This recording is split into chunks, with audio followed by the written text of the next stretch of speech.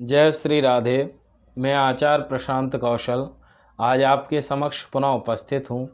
जन्म कुंडली में भाव का बड़ा ही महत्व होता है। यदि भाव प्रबल है तो जातक को कई प्रकार के शुभ एवं योग आदि फल की प्राप्ति होती है। यदि वहीं भाव यदि कहीं निर्बल है तो उस भाव से संबंधित फल में जातक को कमी आ जाती है। जैसे हम चतुर्थ भाव से माता के बारे में, जमीन जायदाद आदि के बारे में विचार करते हैं। यदि कहीं जन्म कुंडली में चतुर्थ भाव निर्बल है, चतुर्थ भाव का स्वामी है, तो इन्हीं सभी फलों से संबंधित जातक के जीवन में कमी आ जाती है।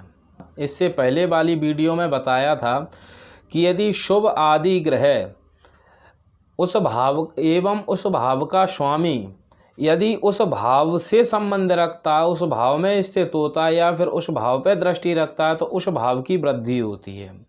और इसी के विपरीत यदि पापी आदि ग्रह उस भाव में स्थित होते हैं या फिर उस भाव पर दृष्टि डालते हैं, तो अवश्य ही उस भाव के फल से संबंधित जातक के जीवन में कमी आ जाती है।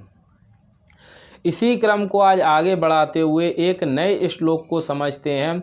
इसमें भी भाव से संबंधित अच्छे एवं सटीक जानकारी दी गई है, उसे हम इस श्लोक के माध्यम से समझते हैं। जातक पारिजात में भाव फलाध्याय है, उसमें तीसरे नंबर का यह श्लोक है। नीचस्थो रिपुरासिस्थः खेटो भाव विनाशकः मूलश्वतुंग मित्रस्थो भाव वृद्धि करो भवेत। सबसे पहले इन्होंने बताया है कि नीचस्थो रिपुरासिस्थो खेटो भाव विनाशकः। जिस भाव में द्वादश आदि भाव कोई भी हो सकते हैं, जन्म कुंडली में कोई भी भाव हो, यदि उस भाव में नीच का कोई ग्रह होकर बैठा है या फिर शत्रु क्षेत्री होकर उस भाव में कोई ग्रह बैठा है, तो उस भाव का जो फल है, शुभ आदि फल है, उसमें कमी आ जाती है एवं उस भाव का शुभ फल का विनाश होता है। खेटो भाव विनाशकः, उस भाव से संबंधित फल का विनाश होता है। और यदि इसके विपरीत हो, मूलश्वतुंग मित्रस्थो भाव वृद्धि करो भवेत।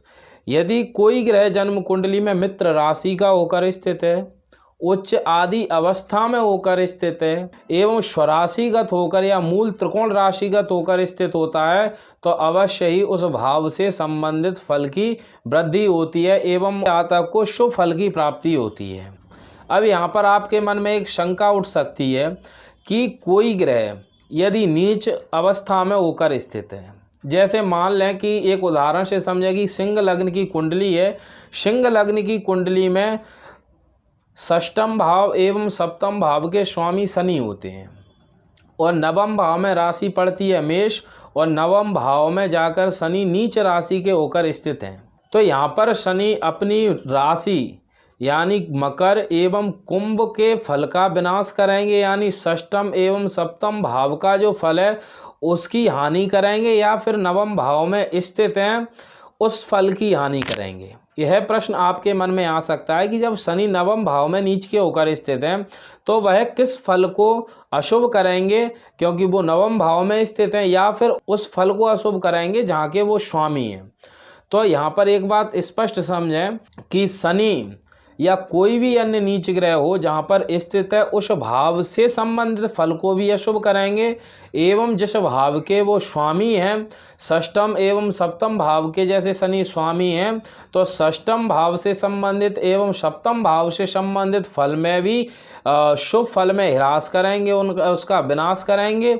एवं साथ में नवम भाव में स्थित है नीच के, तो अवश्य ही नवम भाव से संबंधित फल को भी अशुभ करेंगे। अब यहाँ पर एक बात और आती है कि विनाश से तात्पर्य है कि क्या उस फल को संपूर्ण नष्ट कर देते हैं।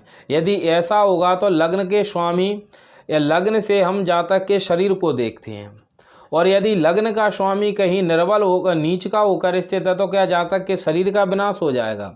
या फिर सप्तम भाव से हम वैवाह एवं व्यापार को देखते हैं। यदि सप्तम भाव का स्वामी कहीं नीच का होकर अन्यत्र स्थित होता है तो क्या जातक का विवाह नहीं होगा, या फिर उसका व्यापार आदि में कोई समृद्धि नहीं होगी या वृद्धि नहीं होगी। तो यहाँ पर इस बात को भी इन्होंने जातक पारिजात में स्पष्ट किया है कि नहीं, ऐसा नहीं होता।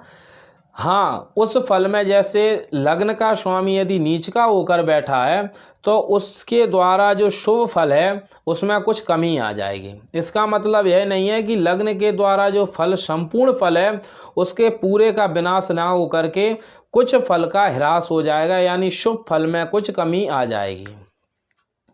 इसी प्रकार किसी भी भाव का स्वामी हो, यदि वह भाव का स्वामी नीच का होकर स्थित है या शत्रु क्षेत्री होकर स्थित है तो उस भाव से संबंधित फल का संपूर्ण विनाश ना होकर के केवल उसके शुभ फल में कुछ कमी आ जाती है।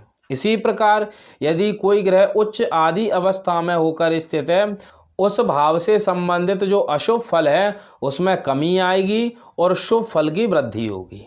हाँ, लेकिन कभी कभी शुभ ग्रह यदि नीच का होकर स्थित होकर कभी कभी अशुभ आदि फल की भी प्राप्ति कराते हैं।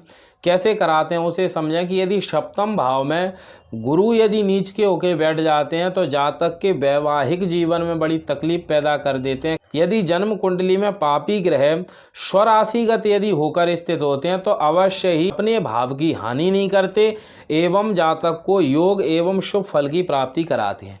लेकिन यदि पापी ग्रह जन्म कुंडली में उच्च होकर स्थित हैं तो अवश्य ही शुभ फल तो देते हैं, योग फल तो देते हैं, लेकिन पापी होने के कारण से कुछ अशुभ फल भी देते हैं। जैसे यदि दशम भाव में उच्च के मंगल स्थित हैं तो अवश्य ही जातक को उच्च पद आदि की प्राप्ति कराएंगे, लेकिन साथ में दशम भाव से हम पिता को देखते हैं तो पिता सुख में कुछ कमी आ जाती है। इसी प्रकार यदि उच्च होकर के मंगल पंचम भाव में स्थित होते हैं तो पुत्र संतान से संबंधित कुछ समस्याएं देते हैं। तो यहाँ पर बिल्कुल स्पष्ट है कि यदि पापी ग्रह उच्च होकर के भी स्थित होते हैं तो भी कुछ ना कुछ थोड़ी सी अशुभ फल की प्राप्ति जातक को कराते हैं। लेकिन योग शुभ ग्रह यदि शुभ होकर के उच्च होकर के स्थित होते हैं तो अवश्य ही जातक को योग फल की प्राप्ति कराते हैं। एवं इस श्लोक का जो सारांश है वो यही है कि यदि कोई उच्च का ग्रह या स्वराशिगत ग्रह यदि भाव में स्थित होता है तो उस भाव से संबंधित योग आदि फल की वृद्धि होती है। और यदि इसी के विपरीत यदि कोई ग्रह नीच आदि अवस्था में शत्रु आदि क्षेत्र में स्थित होता है तो अवश्य ही उस भाव से संबंधित फल की हानि होती है। आज मैंने आपके समक्ष इस श्लोक का भावार्थ रखा। अब इसी क्रम में भाव से संबंधित किसी अन्य विषय एवं किसी अन्य जानकारी के साथ मैं आपके सामने पुनः उपस्थित होऊंगा। तो आज के लिए इतना ही। जय श्री राधे।